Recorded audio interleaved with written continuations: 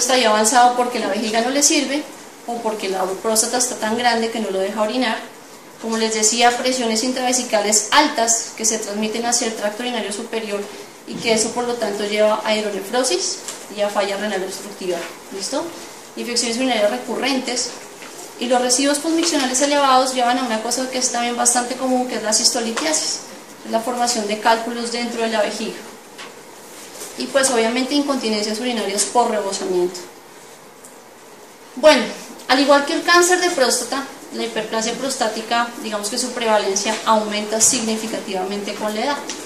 Y miren que la prevalencia es cercana al 100% en pacientes que están entre los 80 y los 89 años, ¿sí? Así que es una cosa que es bastante frecuente. Ya incluso desde los 30, 40 años pueden empezar a verse cambios de hiperplasia prostática en los pacientes. Entonces, ¿qué síntomas pueden manifestar este tipo de pacientes?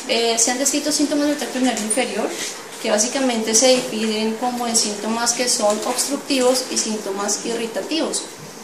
Hablando de síntomas obstructivos, tenemos entonces la disminución del calibre del chorro, el pujo, la sensación de vaciamiento incompleto, y entre los síntomas irritativos pues está la disuria, la urgencia, la polaquiuria, la nicturia, y que si vemos todos esos síntomas básicamente están dados primero por el efecto mecánico pues de obstrucción, de que el chorro sea un chorro débil por el efecto mecánico que veíamos, pero los síntomas irritativos de la urgencia urinaria, de la polaquiuria, de todas esas cosas, muchas veces ya aparecen de forma secundaria a un daño vesical que se ha venido instaurando durante mucho tiempo secundario a la patología obstructiva.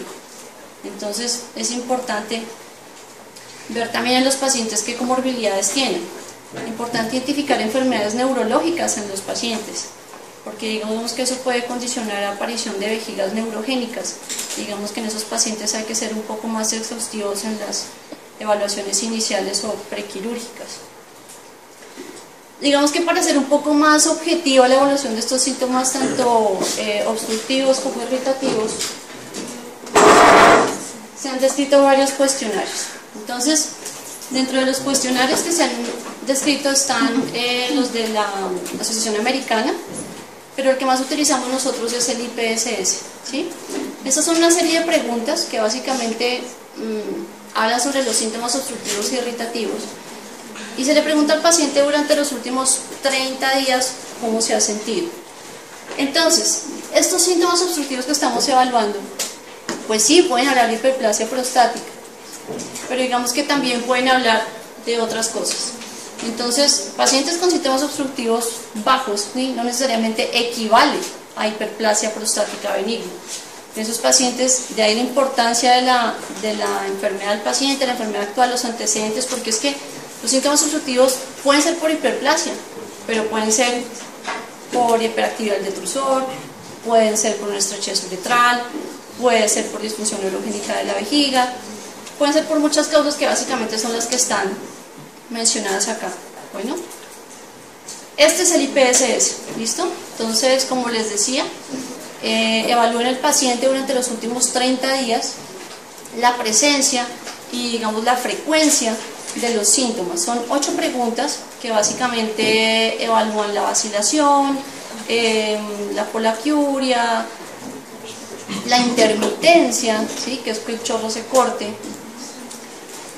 la urgencia urinaria, el calibre del chorro urinario, el pujo y la nicturia.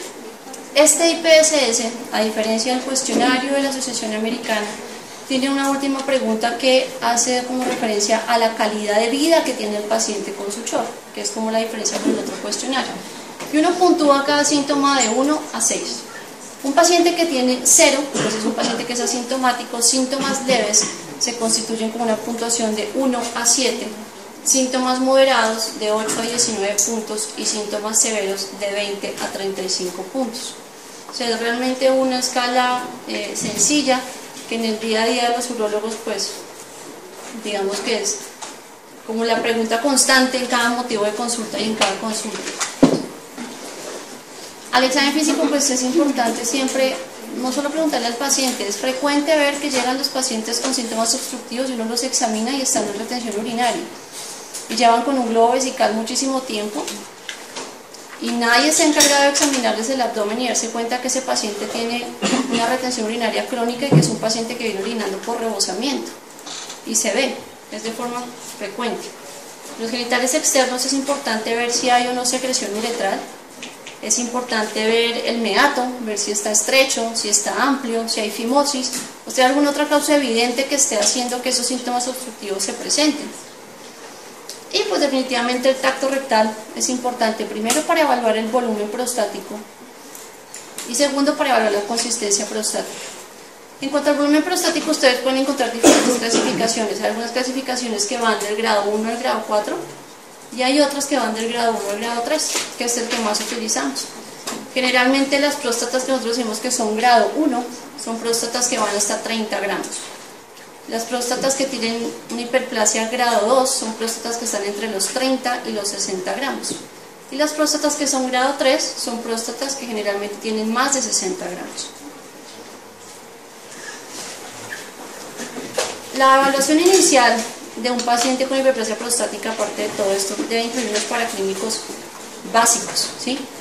Un parcial de orina, aparte de evaluar si hay infecciones urinarias, nos permite ver también si hay microhematuria, si hay glucosuria. Hay pacientes que se les diagnostica diabetes solamente por esto y esa es la razón de la polaquiuria que tenía el paciente y la urgencia urinaria.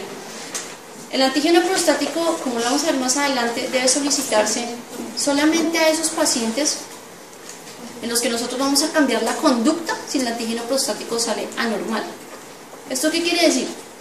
Que si nosotros tenemos un paciente de 85 años con síntomas obstructivos bajos, pero es diabético, hipertenso, cardiópata, hombre, si el tacto rectal está normal pero el antígeno prostático está alto, probablemente eso sea secundario a su hiperplasia prostática y nosotros no vayamos a tratar ese cáncer de próstata por la expectativa de vida que tiene el paciente, ¿sí? Entonces a esos pacientes no vale la pena solicitarles un antígeno prostático, ¿listo? Diferente el paciente que tiene 50 años, que está sano, ¿sí? Que a 10 años puede tener progresión de un cáncer de próstata, a ese paciente sí. Pero entonces aceptamos que a los pacientes de 75 años o más ya no les pedimos antígeno prostático, ¿listo? Pruebas de función renal, pues en general sí, yo recomiendo que se deben pedir a todo el mundo. Pacientes que tengan sospecha de enfermedad renal crónica o lógicamente si hay presencia de hidronefrosis. Y la ecografía renal y de vías urinarias es importante, sobre todo que evalúen el residuo postmiccional. El residuo postmiccional normal de una persona oscila más o menos entre el 10 y el 15% de su capacidad vesical en un adulto. Es también indispensable en pacientes que han presentado asociados a los síntomas obstructivos hematuria o pacientes que han tenido historia de urolitiasis previamente. Digamos que otros estudios, este es el abordaje inicial, otros estudios, digamos que ya en distintos, es la uroflujometría. La uroflujometría, digamos que es un estudio en el que nosotros ponemos a orinar el paciente en un transductor especial que nos habla sobre el flujo que tiene esa persona. Entonces se ha visto que los pacientes que tienen una flujometría y que alcanzan un flujo máximo mayor de 15 mililitros por segundo, digamos que es un flujo máximo aceptable, bueno, en hombres. Las ecografías transabdominales y transrectales de próstata a veces se solicitan, pero más que todo como un estudio prequirúrgico, como para evaluar el tamaño prostático cuando se tiene alguna duda o alguna inquietud para definir la vía quirúrgica. La cistoscopia generalmente la pedimos cuando necesitamos excluir algunos otros factores. Pacientes que nosotros pensemos que tienen antecedentes de estrechez uretral, pacientes que hayan tenido traumas previamente, pacientes que hayan tenido hematuria, es necesario hacerles una cistoscopia antes de la cirugía para evaluar que no haya presencia de tumores vesicales. Y la urodinamia, que es importante, como les decía, en esos pacientes que tienen historia de enfermedad neurológica. Esta es una cistoscopia de un paciente con hiperplasia prostática. Es, digamos, el recorrido normal que uno hace cuando entra a la uretra. Entonces el primer dibujo allá en la esquina a la derecha es la uretra, normal. Llegando aquí ya más hacia la próstata encontramos aquí abajo el verum montano y esas dos bolitas que se ven a los lados son los lóbulos laterales, completamente obstructivos, ¿de acuerdo? Normalmente eso no debería verse así, uno debería pararse en ese punto, ver hacia el fondo y ver la luz vesical. es un paciente con hiperplasia prostática. Pasando todo eso, encontramos los meatos ureterales, tanto el derecho como el izquierdo, y miren los cambios que se producen en una vejiga de fatiga después de haber estado sometida a síntomas por hiperplasia prostática. Entonces, si ven esta vejiga que es trabeculada, esas fibras, la vejiga debería verse lisa, pero esas fibras que alcanzan a verse son depósitos de colágeno, colágeno que ha venido reemplazando las fibras musculares normales que deben estar en el detrusor. Bueno, entonces vamos al tratamiento. En cuanto a las modificaciones del estilo de vida y de la dieta, digamos que no hay una recomendación muy clara acerca de eso. Sin embargo, se ha visto que vale la pena sugerirle a los pacientes que disminuyan la ingesta de líquidos, sobre todo en las noches. El chequeo periódico, lógicamente. La cafeína y el licor se ha visto que tienen un efecto irritativo y diurético. Entonces, pacientes que tienen predominantemente síntomas irritativos, muchas veces eliminar ese tipo de cosas de la dieta puede ayudar a mejorar un poco esos síntomas. Y el manejo del estreñimiento. Digamos que es una medida que es válida, pero el manejo definitivamente de primera línea de estos pacientes con hiperplasia prostática es el manejo farmacológico. Y dentro de ese manejo farmacológico tenemos primero los alfa-bloqueadores. Entonces, como les decía, el músculo liso, tanto el estroma como de la cápsula prostática, puede verse sobreestimulado debido a los receptores alfa que están presentes en la próstata. Y los alfa-bloqueadores pues lo que hacen es disminuir este tono prostático y por lo tanto actuar sobre este componente dinámico que veíamos que tiene la hiperplasia prostática. ¿Y cuáles encontramos? Pues en estos está la alfuzoxina, la doxazosina, la silodosina, la tamsulosina y la terazosina. La única que no tenemos acá en Colombia es la silodosina. Del resto todos los encontramos acá.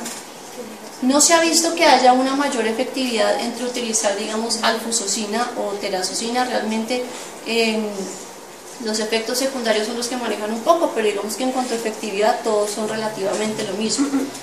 Vemos que disminuyen el IPSS en un 30 a un 40% y que el flujo máximo, que yo les decía que se podía ver en la flujometría, mejora también en un 20 a un 25%. Es importante estos medicamentos que ellos no afectan el volumen prostático. ¿De acuerdo? Esto es un manejo sintomático.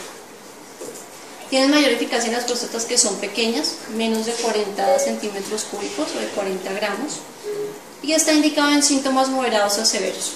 Estos medicamentos son la primera línea de tratamiento en pacientes con hiperplasia prostática benigna. Otros medicamentos son los inhibidores de la 5-alfa reductasa. Entonces ya vimos la importancia de la hidrotestosterona en esta patología y por lo tanto los inhibidores de la 5-alfa reductasa pues podrían colaborar en esta parte. ¿Cuáles hay? Tenemos el dutasteride y el finasteride. Como les decía, 5-alfa reductasa hay dos tipos, la tipo 1 y la tipo 2. La tipo 1, que es la extraprostática, generalmente está bloqueada por el dutasteride, y la tipo 2 sí está bloqueada por ambos, tanto por el dutasteride como por el finasteride. Esto es importante sobre todo a nivel de efectos adversos, no tanto en cuanto a efectividad, pero sí se ha visto que hay mayores efectos adversos lógicamente con el dutasteride. Estos medicamentos, sí, claro, como estamos hablando de alteración en los mecanismos apoptóticos debido a la hidrotestosterona, sí se ha visto que disminuyen el tamaño prostático, entre un 18 a un 28%, pero no es algo que pase cerca, no es que el paciente se empiece a tomar el medicamento hoy y a la semana ya tenga reducción del volumen prostático, igual que el manejo de los síntomas. A diferencia de los alfa-bloqueadores generalmente tienen su inicio de acción más o menos a los 7 días de iniciar su tratamiento, en cambio estos no. Pueden demorar incluso 6 a 12 meses para disminuir el tamaño prostático y más o menos unos 3 meses para obtener mejoría en los índices de síntomas obstructivos. Importante de estos medicamentos es que disminuyen el riesgo de retención urinaria y la necesidad de cirugía. Y en este tipo de medicamentos está indicado sobre todo en pacientes con síntomas moderados a severos, pero que tienen próstatas más grandes, mayores de 40 centímetros cúbicos. Entonces, claro, tenemos los alfa-bloqueadores que sí son muy efectivos, digamos, para manejar los síntomas, pero tenemos los inhibidores de la 5-alfa reductasa que además nos disminuyen el volumen prostático, pero no actúan cerca, actúan a largo plazo. Entonces, ya después empezaron a hacer estudios que combinaban ambos medicamentos. Entonces, ¿qué pasa si damos esos medicamentos? Damos un alfa-bloqueador para que empiece a hacer una mejoría sintomática y se lo damos a largo plazo a los pacientes para que disminuyan su volumen prostático, disminuyan el riesgo de cirugía y el riesgo de retención urinaria.